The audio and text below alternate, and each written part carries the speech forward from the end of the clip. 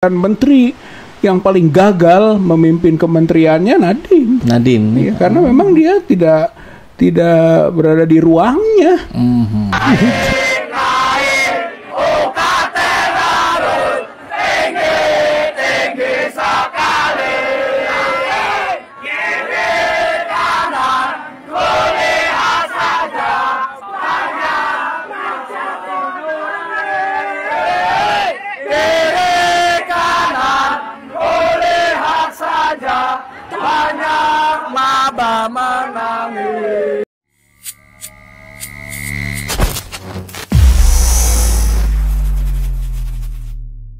Bismillahirrahmanirrahim. Assalamualaikum warahmatullahi wabarakatuh. Waalaikumsalam warahmatullahi wabarakatuh.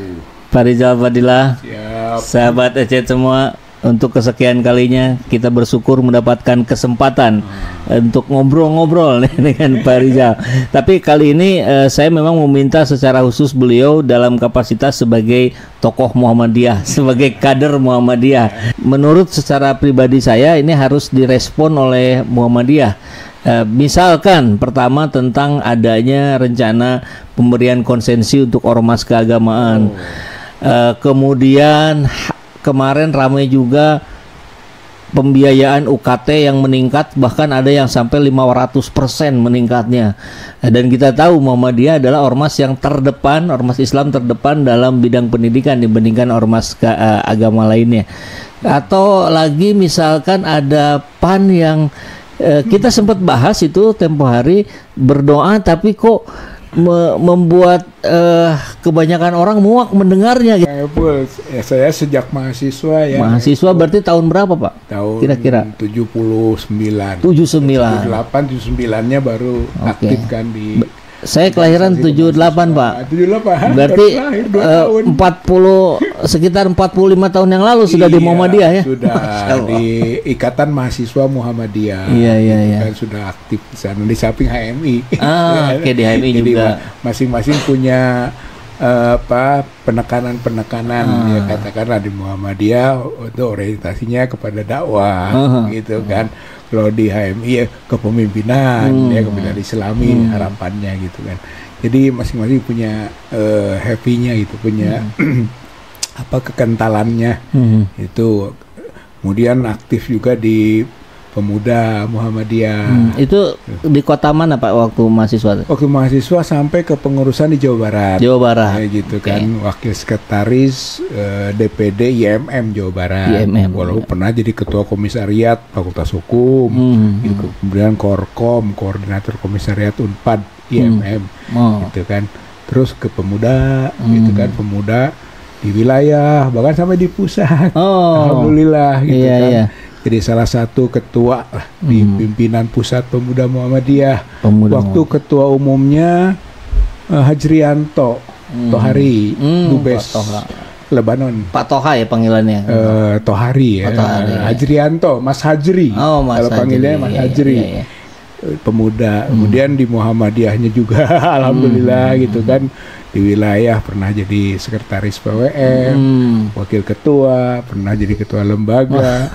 Iya, di pusat juga ya, pokoknya pernah lah gitu kan, bantu-bantu di lembaga haji dan umroh pimpinan pusat Muhammadiyah gitu. Kemudian ya kegiatan-kegiatan insidental lain di Muhammadiyah gitu. Jadi ya senang-senang saja, bagian dari dakwah. Iya, jadi gitu kan. Kalau begitu lebih dari setengah kehidupan Pak Rizal ini interaksi dengan Muhammadiyah. Insya Allah.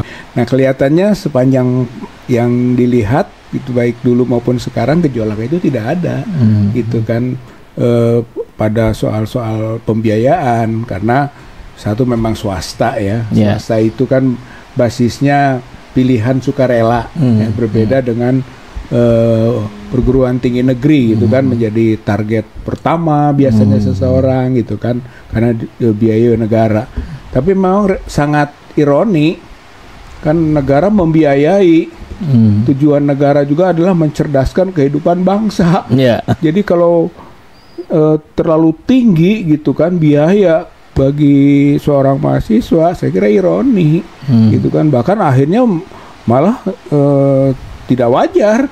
Justru orang memilih negeri itu awalnya adalah biar murah juga, selain berkualitas. Dan berkualitas gitu kan. Jadi sekarang malah dia menyamakan dengan swasta, jadi berkompetisi malah dengan swasta. Jadi salah juga ini, salah proporsi, Pak.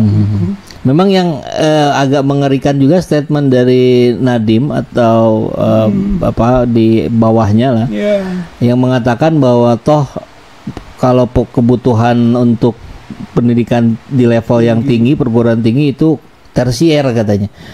Wah, jadi Indonesia ini tidak sungguh-sungguh dong ingin mencetak orang-orang cendekiawan. Pendidikan tinggi ini adalah tertiary education. Jadi bukan wajib belajar. Artinya tidak seluruhnya lulusan SLTA, SMK itu wajib masuk perguruan tinggi. Ini sifatnya adalah pilihan. Siapa yang ingin mengembangkan diri masuk perguruan tinggi, yaitu sifatnya adalah pilihan, bukan wajib. Berbeda dengan wajib belajar yang SD, SMP gitu.